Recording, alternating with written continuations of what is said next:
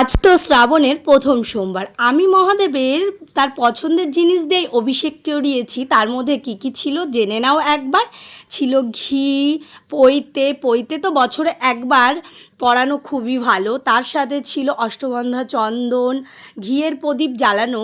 এই প্রথম সোমবার কি 4টে সোমবারই খুবই ভালো।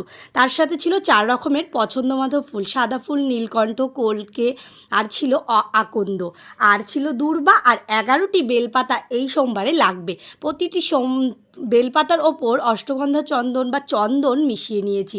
তার সাথে ছিল সর্ষে, অখণ্ড আতপ চাল আর জব আমি নিয়েছিলাম। আর জলের জন্য নিয়েছিলাম আখের রস, তিল দেওয়া জল, সিদ্ধির জল, গঙ্গার জল আর দুধ।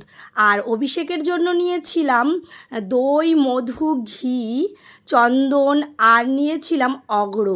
আর ঘিয়ের প্রদীপ অবশ্যই সন্ধে বা সকালে একটা জ্বালানো খুবই